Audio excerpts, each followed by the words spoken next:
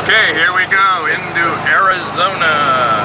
Oh, yes. Sorry, Mark, this is as close as I'm going to get to you. I should tell you that. That's War and Peace going in the background. I think I've lost the thread of the story, but it's still interesting listening to the set pieces. So, anyway,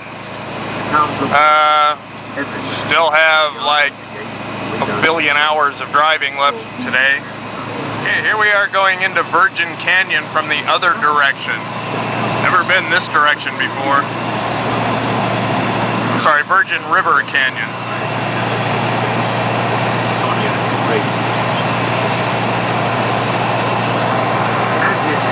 This is like mega cool. A great many things are found to have been forgotten and packed in the wrong place. And two rooms that kept Like this looks better in movies than pictures, except the resolution's lower. Steps, while maids were flying with pillows and bags from the plastic carriages to the coach and covered gig back. Natasha had rarely felt such a joyful sensation as she experienced at that moment, sitting in the carriage by the countess, watching as they slowly moved by her, the walls of forsaken, agitated Moscow. Now and then she put her head out of the carriage window. Maybe I'll do a little bit later when it gets a little steeper. The 2nd of September, the only troops left in the Dologomilov suburbs were the regiments of the rear guard, and the crush was over. The army was already on the further side of Moscow, without a town. At the same time, Napoleon was standing in the midst of his troops on the rocky hill, gazing at the spectacle that lay before him. From the day of Borodino, the entrance to Moscow one late, there had been that extraordinarily beautiful autumn weather, when though the sun is low in the sky, it shines more warmly than in spring, when everything is glistening in pure liquid air. From Poblony Hill, Moscow lay stretched wide below the river and arms of the churches. As soon as they dispersed among the wealthy, deserted houses, the army was lost forever, and in its place was a multitude of men, neither citizens nor soldiers, but something nondescript between them, known as marauders. When Fai suddenly felt that what had only occurred to him before as a possibility had now become something necessary and inevitable. He must remain in Moscow, concealing his name, must meet Napoleon and kill him, so as either to perish or to put an end to the misery of all Europe, which was in years of him entirely. It was 2 o'clock in the afternoon. The French had already entered Moscow.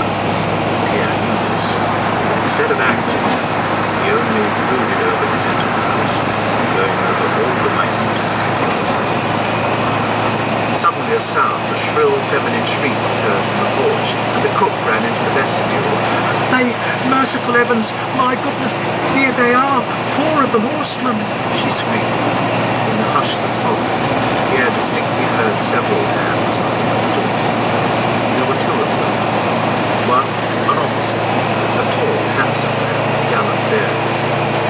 The other, obviously a soldier or officer's servant, a squat, thin, sunburned man with hollow cheeks and a dull expression. After advancing a few steps, the officer, apparently making up his mind to good quarters, stopped, turned around and shouted in a loud peremptory voice to the soldier standing in the doorway to put up the horses. Having done this, he crooked his elbow high in the air, stroked his moustaches, and put his hand to his hand. "Bonjour, la compagnie," he said gaily, smiling and looking about him. No one made him reply. Gerasim appeared. "Master, not here. No, understand that me, you," he said, trying to make his words more comprehensible by saying them in reverse order.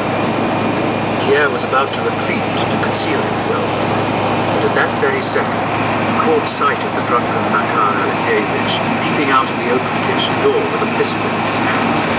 He eyed the Frenchman and, lifting the pistol, took aim. "Run them down!" yelled the drunkard, pressing the trigger. The French officer turned round at the scream, and at the same time Pierre dashed at Makar Alexeyevich. Just as Pierre snatched the pistol and jerked it up, the drunkard succeeded at last in pressing the trigger, and a deafening shot rang out, wrapping everyone in a cloud of smoke. The Frenchman turned pale and ran back to the door. Forgetting his intention of concealing his knowledge of French, Pierre pulled away the pistol and, throwing it on the ground, ran to the officer and addressed him in French. "You're not wounded," he said.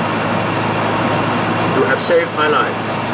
You are French," said the officer. For a Frenchman, the deduction followed naturally.